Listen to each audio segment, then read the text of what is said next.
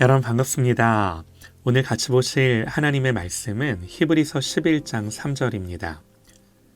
믿음으로 모든 세계가 하나님의 말씀으로 지어진 줄을 우리가 아나니 보이는 것은 나타난 것으로 말미암아 된 것이 아니니라. 아멘.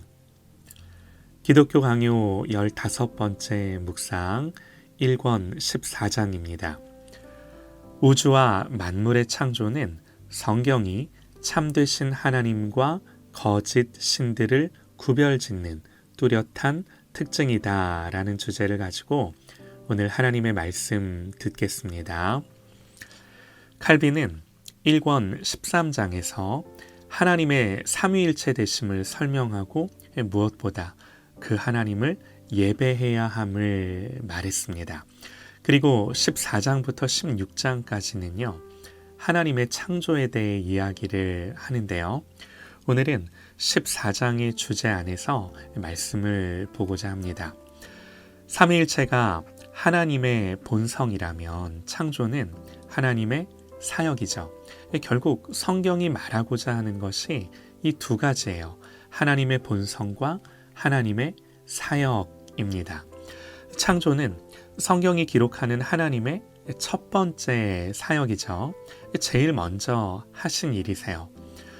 우리가 하나님의 창조를 생각할 때 우리 중 아무도 하나님이 세상을 만드신 것을 보지 못했습니다.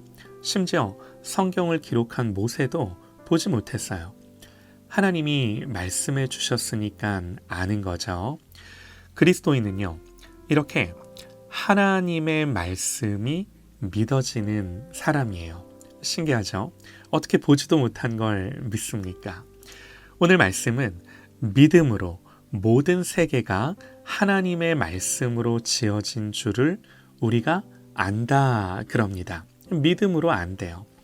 여러분 한번 생각을 해보세요. 세상의 기원에 관한 건요. 설령 과학이라는 이름으로 포장했다 하더라도 관찰과 실험이 불가능하죠. 누구도 세상의 기원을 과거로 돌아가 관찰할 수 없고 실험할 수 없습니다. 오늘 이 시대의 모든 이 기원에 대한 주장은 이론일 뿐이에요. 그렇다라는 건요. 관찰과 실험을 통해 증명된 사실이 아니라 모두 믿음에 근거한 거다라는 거예요. 기원 이론은 딱 두 가지예요. 아무리 복잡하게 여러 말을 한다 해도 누군가가 만들었다 하는 거랑 원인은 모르지만 저절로 생겼다 하는 거예요. 이 두 가지 범주를 여러 설명들이 있다 하더라도 이 두 가지 범주를 벗어날 수가 없어요. 무엇이 더 합리적인지는 여러분 각자가 판단을 해보시죠. 다만 저절로 생겼다라는 쪽으로 여러분의 생각이 기운다면 여러분은 자신의 존재 이유나 세상의 존재 이유에 대해 더 이상 물을 수 있을까요? 더 이상 물을 수 없어요. 그걸로 끝이에요. 저절로 생겼다는 건요. 이성적으로도 합리적이지 않을 뿐더러 왜 그것이 존재하는지 의미를 전혀 가르쳐주지 못하죠. 그러나 그리스도인은 하나님이 온 우주와 만물을 만드셨음이 믿어질 뿐만 아니라 그 믿음의 내용이 얼마나 많은 의미와 교훈을 함축하고 있는지를 알고 더 깊이 이해하고 더 나아가 그것으로 인해 하나님을 예배하는 사람입니다.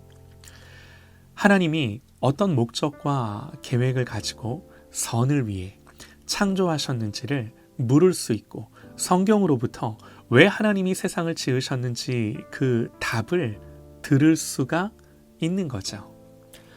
그래서 칼빈이 쓴 제목이 우주와 만물의 창조는 참되신 하나님과 거짓 신들을 구별짓는 뚜렷한 특징으로서 하나님의 선하심과 영광스러우심, 하나님의 하나님 되심을 드러낸다고 말을 하는 것입니다.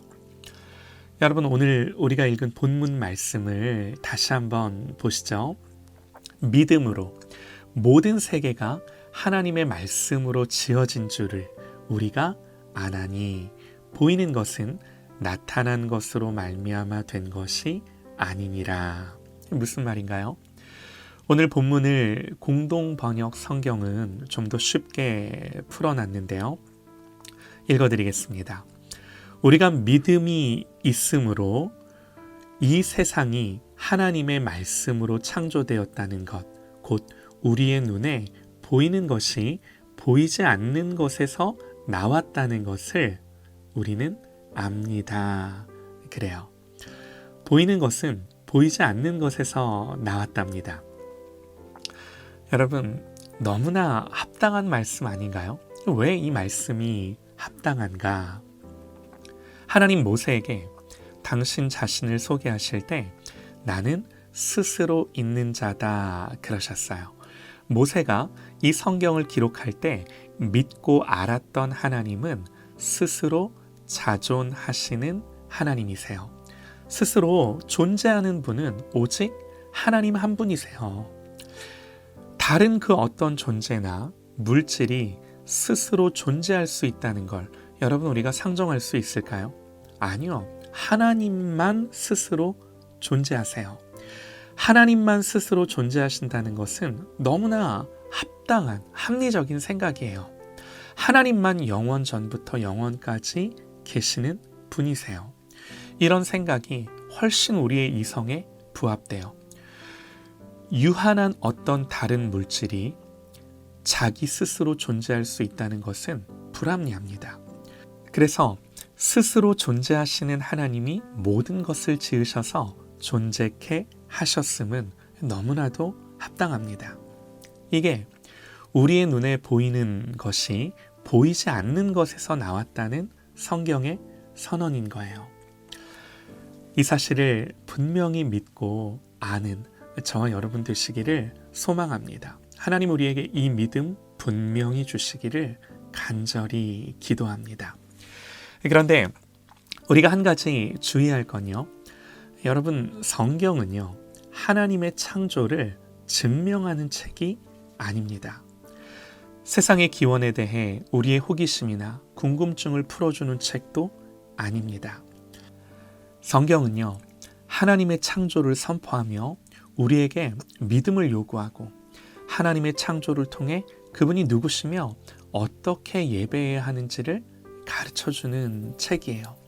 그래서 우리는 성경에 기록된 이 창조 기사를 어떻게 읽을 것인가? 칼빈은 먼저 6일간의 창조와 마지막 7일째 안식하셨고 우리에게도 안식을 주셨음을 깊이 묵상해야 한다고 가르치는데요. 칼빈의 말을 직접 한번 들어보시죠. 우리는 창조의 순서 자체에서부터 인류를 향하신 하나님의 아버지다우신 사랑을 부지런히 묵상해야 옳을 것이다.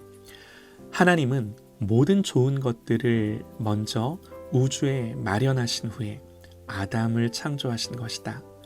만일 하나님께서 아담을 아직 아무것도 없이 황폐한 땅 위에 두셨더라면, 빛이 있기 전에 그에게 생명을 주셨더라면 그것은 아담에게 별로 관심을 두지 않으신 처사로 보였을 것이다.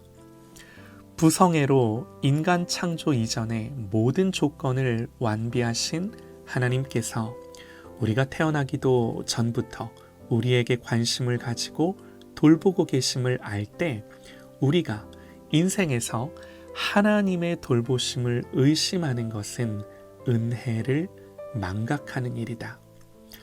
우리는 모든 좋은 것들의 충만함을 오직 하나님에게서만 기대하고 우리의 구원에 필요한 것을 그가 결코 부족하도록 내버려 두지 않으실 것임을 완전하게 신뢰하며 그리하여 다른 어느 누구도 아니고 오직 하나님께만 우리의 소망을 두어야 할 것이다.